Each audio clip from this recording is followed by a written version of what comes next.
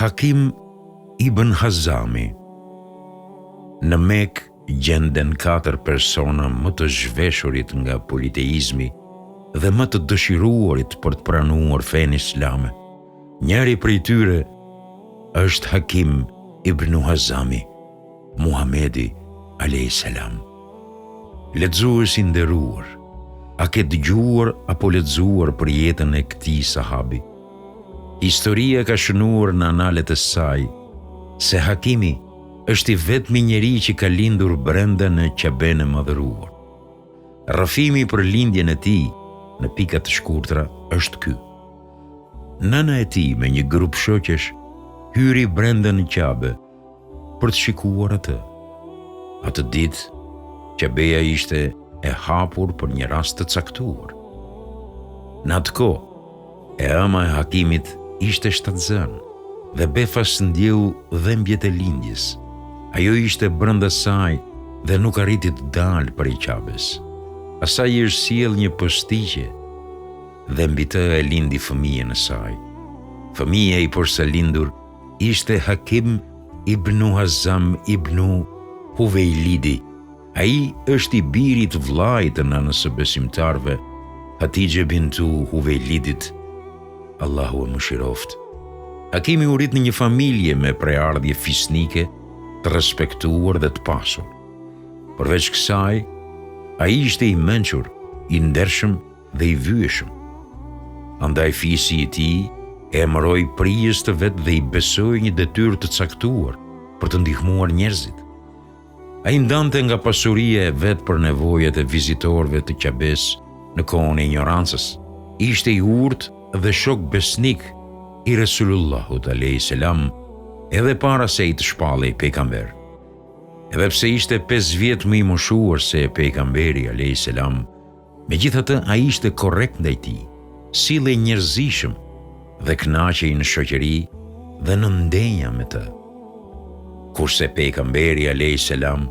ja kthente në të njëjtën mas me dashuri dhe sinqeritet.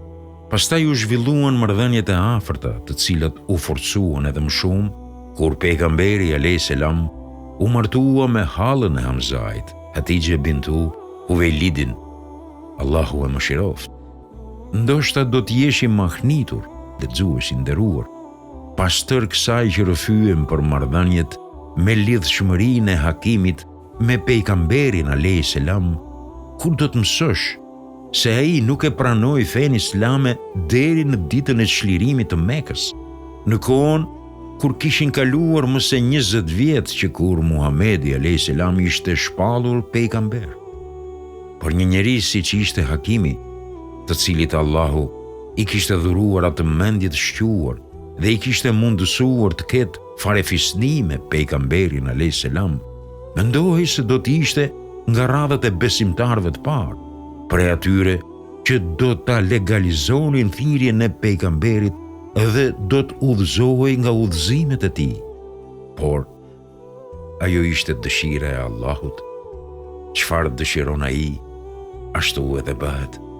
Siç jemi të befasuar me kalimin e tij të vonuar në fenë islame, ashtu ishte i befasuar me këtë edhe vet ai. Pasi pranoi fenë islame dhe zuri ta shijoi ëmbëlsinë e imanit, besimit, ai u pendua pa mas për çdo moment të jetës së kaluar në politeizëm, duke mohuar Allahun dhe duke përgënjeshtruar të dërguarin e tij.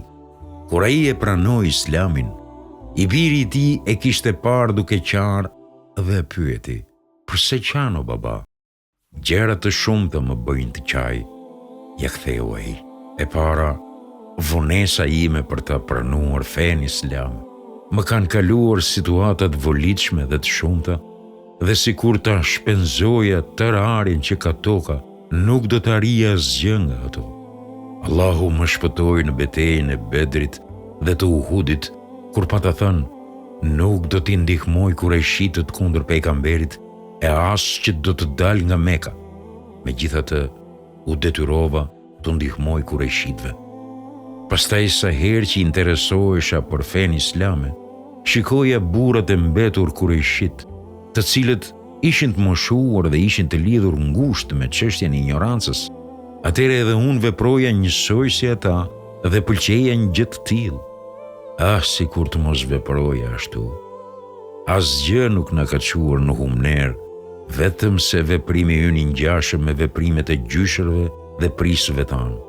Atëre si të mos qaj, o djaloshi im, si që jemi të befasuar ne, por edhe vetë Hakimi për hyrjen e tij të vonuar në fenë islame, ashtu befasohej edhe pejgamberi alayhis salam me një njeri mendje kthjellët dhe që kuptonte mjaft, përse feja islame ishte ende sekret për të, ndërsa pejgamberi alayhis salam dëshironte që ai dhe njerëzit e ngjashëm me të, për nga sjelljet, të nxitonin për ta pranuar fenë islame. Një natë para çlirimit të Mekës, pejgamberi alayhis salam u tha shokëve të tij: "Në Mekë janë 4 persona, të cilëve nuk ju dëshiroj politeizmin, por dëshiroj që ata të pranojnë fenë islame." Ata e pyetën: "Kush janë ata, o pejgamberi i Zotit?" Ata janë Utab ibn Seidi, Gjubeir ibn Mutimi, Hakim ibn Hazami dhe Suheil ibn Amri, u përgjigj pejgamberi alayhis salam. Dha Zoti dhe që të gjithë ata pranuan fenë islame. Kur Muhamedi alayhis salam hyri në Mekë dhe e çliroi atë, ai dëshiroi ta nderojë Hakimin, andaj urdhëroi muezinin e tij që t'ja kumtoi masës këtë lajm: "Kush dëshmon që nuk ka Zot tjetër përveç Allahut një dhe nuk i bën shok atij, si dhe dëshmon që Muhamedi është rob dhe i dërguari i tij, ai është i sigurt. Kush strehohet në Qabe dhe e dorëzon armën, ai është i sigurt. Kush hyn në shtëpitë vet dhe e mbyll derën, ai është i sigurt.